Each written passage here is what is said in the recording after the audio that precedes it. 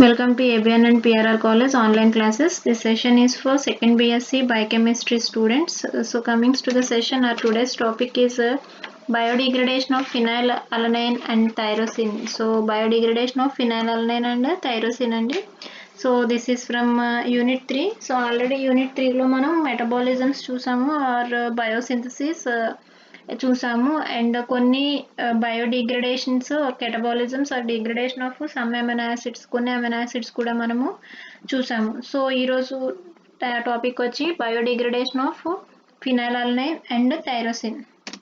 So this is the degradative pathway of phenylalanine and tyrosine.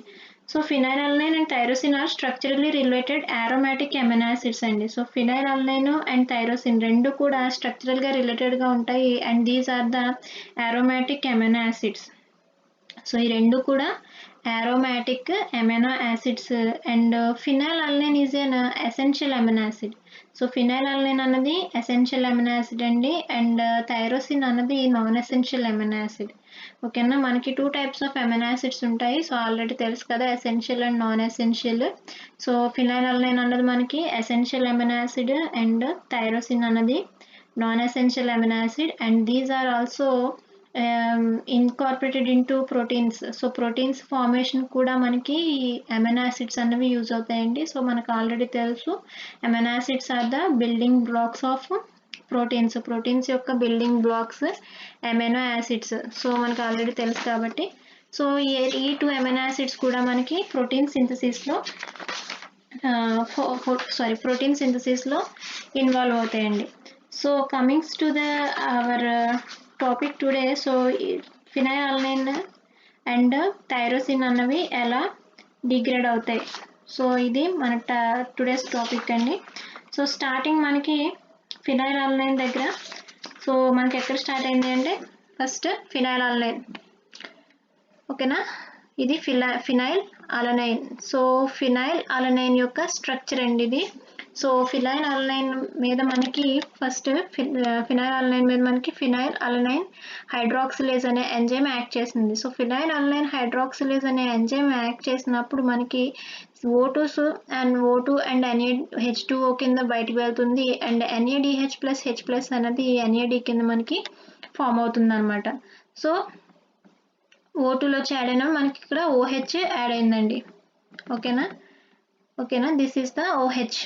So OH అనేది మనకి add అయిందనమాట. So ఈ OH add అయినప్పుడు దాన్ని ఏమన్నాము మనము థైరోసిన్ అని అన్నాము. సో ఫినైల్ అలనైన్ అనేది థైరోసిన్ కింద డిగ్రేడ్ అయింది by the enzyme phenyl alanine hydroxylase. So hydroxylase కాబట్టి మనకి ఒక OH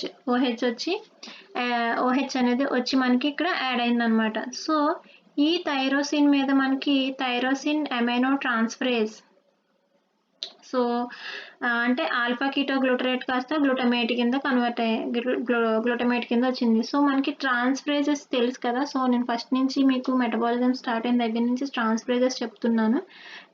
transferases amine group keto group కింద కీటో గ్రూప్ కింద కన్వర్ట్ అవుతాయి. సో ఇక్కడ మనకి ట్రాన్స్ఫరేజెస్లో అమైన్ గ్రూప్స్ అన్నవి కీటో గ్రూప్స్ కింద కన్వర్ట్ అవుతాయి. అంటే ఇక్కడ NH3 అన్నది మనకి, సో ఇక్కడ NH3 ఉంది కదండి. So this is the amine group. So transferases enzymes act చేసినప్పుడు మనకి keto group, so C+O keto group కింద కన్వర్ట్ అయిందనమాట. ఓకేనా, సో ఇక్కడ మనకి కీటో గ్రూప్ కింద కన్వర్ట్ అయింది by the enzyme tyrosine amino transferase. So keto group కింద కన్వర్ట్ అయినప్పుడు దాన్ని ఏమన్నాము, హైడ్రాక్సిల్ ఫినైల్ పైరువేట్. సో ఇది పైరువేట్ స్ట్రక్చర్ అండి. So this is the structure of pyruvate. So ఇక్కడ ఒక OH ఉంది. So hydroxy phenyl pyruvate structure ఉంది కాబట్టి pyruvate. So hydroxy phenyl pyruvate అని అన్నాం. సో ఈ హైడ్రాక్సీ ఫినైల్ పైరువేట్ మీద మనకి మళ్ళీ హైడ్రాక్సీ ఫినైల్ పైరువేటెడ్ డిహైడ్రోజినేస్ అనే ఎంజైమ్ యాక్ట్ చేసింది అనమాట. సో యాక్ట్ చేసినప్పుడు మనకి ఇక్కడ డైఆక్సిజనేస్ హైడ్రాక్సీ ఫినైల్ పైరువేట్ డైఆక్సిజనేస్ అనే ఎంజైమ్ యాక్ట్ చేసినప్పుడు మనకి ఇంకొక OH గ్రూప్ వచ్చి ఇక్కడ యాడ్ అయిందండి. ఓకేనా, సో ఇంకొక OH గ్రూప్ వచ్చి మనకి యాడ్ అయింది అనమాట. సో మనకి ఇక్కడ ఆక్సిజన్ అన్నది బయటికి వెళ్ళిపోయింది. సో ఇక్కడ ఉన్న C double bond okay, so C double bond O అన్నది ఆక్సిజన్ వచ్చి యాడ్ అయినప్పుడు మనకి CO2 కింద బయటికి వెళ్ళిపోయింది అనమాట. ఓకేనా, C డబుల్ బాండ్ O అన్నది మనకి CO2 కింద బయటికి వెళ్ళిపోయింది. దాన్ని ఏమన్నాము అంటే హోమోజెంటస్నేట్ అని అన్నామన్నమాట. సో ఈ హోమోజెంటసేట్ అనేది మనకి ఫామ్ అయింది. సో దీని మీద మనకి మళ్ళీ హోమోజెంటస్నేట్ 1,2 డై ఆక్సిజనేజ్ అనే ఎంజైమ్ యాక్ట్ చేసినప్పుడు మనకి O2 యాడ్ అయినప్పుడు H+లు బయటికి వెళ్ళిపోయినాయి అనమాట. సో ఇక్కడ మనకి ఇక్కడ రింగ్ ఫామ్ ఉంది కదండి. సో ఇదంతా రింగ్ ఫామ్ మనకి రింగ్ స్ట్రక్చర్ అనమాట. సో ఈ రింగ్ స్ట్రక్చర్ కాస్త మనం ఎలా వేసుకున్నాము అంటే చైన్ ఫార్మేట్లో వేసుకున్నాం. ఓకేనండి, సో చైన్ ఫార్మేట్లో వేసుకున్నాం. చైన్ ఫార్మేట్లోకి మనకి ఎలా మారింది, సో చూడండి COO, సో ఇక్కడ COO, అలాగే CH2 next, so C double bond O, so C double bonds ఇక్కడ ఉన్నాయి కదా, సో అందుకని మనము C double bond O next CH2 carbon వ్యాలెన్సీని మనం మెయింటైన్ చేయడానికి CH2 and C double bond O oxygens incorporate అయినాయి కాబట్టి మనకి C double bond O form అవుతుందండి. ఓకేనా, అండ్ CH, సో కార్బన్స్ అన్నవి, సో ఇక్కడ ఒక కార్బన్ ఉంటుంది కదా, సో అదంతా మనకి రింగ్ ఫామ్లో ఉన్నది చైన్ ఫామ్లో మనకి. సో OHలు అన్నవి మనకి ఇన్కార్పొరేట్ అవడం వల్ల COOH అన్నది ఫైనల్గా O2 అన్నది మనకి ఇన్కార్పొరేట్ అవడం వల్ల COOH అన్నది మనకి ఫామ్ అయిందనమాట. సో దీన్ని ఏమన్నాము అంటే ఫినైల్ ఎస్టోఎసిటేట్ అని మెల్నైల్ ఎస్టోఎసిటేట్ అని అన్నాం. సో ఓకేనండి, ఇక్కడ ఏమీ కాదు, అక్కడ ఉన్న రింగ్ ఫామ్ని మనం చైన్ ఫామ్లో వేసుకున్నాం అంతేనండి. కార్బన్స్ని మనం రింగ్ ఫామ్లో ఉన్న కార్బన్స్ని చైన్ ఫామ్లో వేసుకున్నాం. ఆక్సిజన్స్ ఇన్కార్పొరేట్ అవడం వల్ల COO మనకి ఫామ్ అయినాయి అనమాట, అంతే. సో ఈ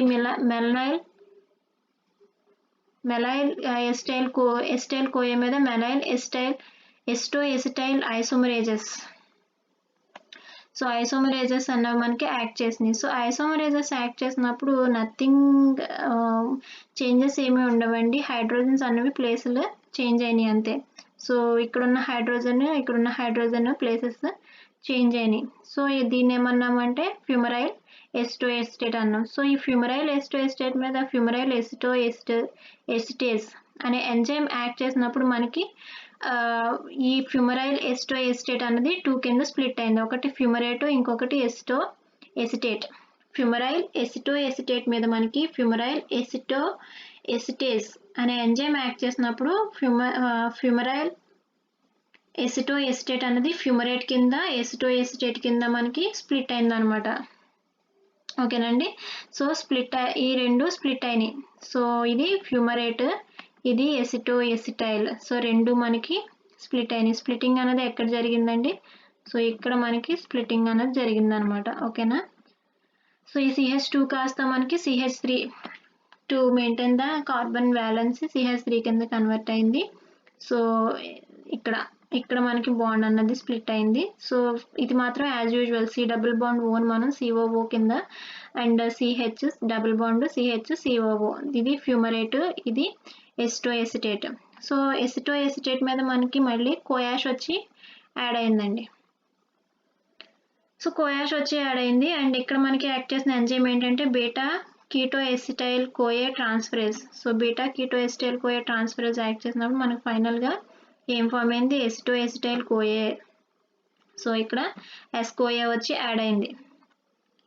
ఓకేనా, సో ఈ COOని మనము C డబుల్ బాండ్ O కింద రాసుకున్నాం అనమాట. ఈ COOని ఎలా రాసుకున్నామండి, C డబుల్ బాండ్ O కింద ఇండికేట్ చేసుకున్నాం. మనకి కోయే అనేది వచ్చి యాడ్ అయింది. సో మనకి ఫైనల్లీ డిగ్రేడేషన్ ఫినైల్ అలైన్ అన్నది డిగ్రేడ్ అయినప్పుడు మనకి ఎసిటైల్ కోయా అన్నది ఫైనల్గా ఫామ్ అయిన ప్రోడక్ట్ ఫైనల్గా వచ్చిన కాంపౌండ్ మనకి ఏంటి అంటే acetyl కోయే. So this is the biodegradation of phenylalanine and tyrosine. So this is your class today. Thank you.